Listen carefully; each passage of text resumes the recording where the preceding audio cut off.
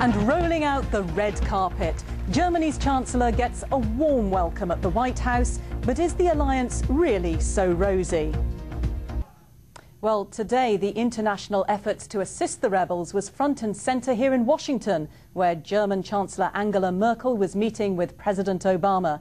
Despite Germany's abstention from the UN vote which authorised the no-fly zone, the US President said both leaders believe Muammar Gaddafi should step down, and when he does, Germany will be a key ally in helping the country rebuild. Well, a brief time ago, I discussed that issue and much more with the German Foreign Minister, Guido Westerwelle. Mr. Westerwelle, thank you very much for joining us. There's been a lot of international criticism, particularly here in the US, about Germany's failure to actively support the NATO-led mission in Libya. With hindsight, was that a mistake? No, we had to decide, and we think that the political solution is decisive, and this is what we work on.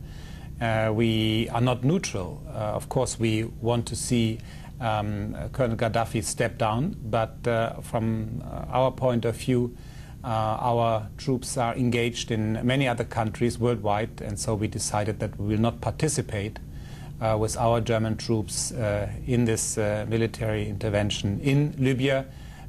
We will help in the humanitarian issue, we will help in the rebuilding of the country, and we will support a political solution.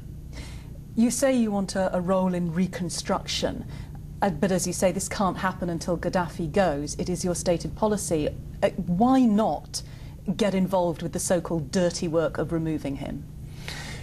Well, if you are engaged in a political solution, this does not mean that this is a weaker answer to Gaddafi. For example, we decided to widen the sanctions. Just today, we decided to widen the sanctions against 6 ports in the responsibility of Colonel Gaddafi. So we think that the sanctions, the targeted sanctions, that they work, the political pressure works, the isolation of the system Gaddafi works, and this is our way.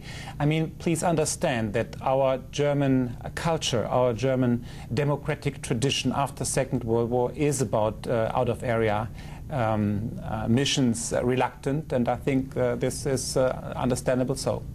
What is your assessment then of how this mission is going? I think it is not, we are not in the situation to give any comments about the progress of this military mission.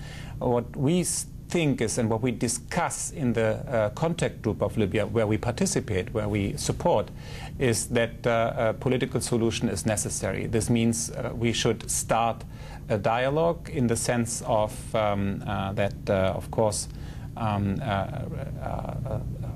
negotiations are necessary, but the precondition is that Colonel Gaddafi has to accept that he cannot speak any longer for his country. He starts a war against his own population. He's responsible for so many atrocities, and therefore we think he cannot be accepted any longer to speak for his country. Well, I'd like now to turn to another issue that's getting a lot of international attention, the E. coli outbreak in Germany. Is it under control yet? I can only tell you that our health authorities in Germany work day and night to manage this really difficult situation. We are sad about so many people who are ill or who died. But at the moment I cannot make any comments more because we do not know the reason at the moment. We have some ideas, our health authorities and our health officers have some ideas, but I cannot tell that we found the root or found the cause for this crisis. Guido Westerwelle, German Foreign Minister, thank you very much for joining us. Thank you so much. And in other news today, President Obama is insisting that he's not afraid of the country slipping into a double-dip recession, despite a string of disappointing economic reports. Speaking at the press conference with Chancellor Merkel, he said the country was experiencing some headwinds, but that people shouldn't panic and overreact. Tens of thousands of people have been forced to leave their homes because of flooding in China. At least 14 people have been killed. The torrential rainfall in some areas of central and southern China follows the worst drought in decades.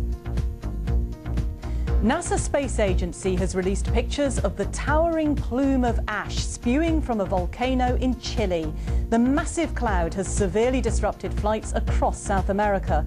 Both airports in the Argentine capital, Buenos Aires, have been closed.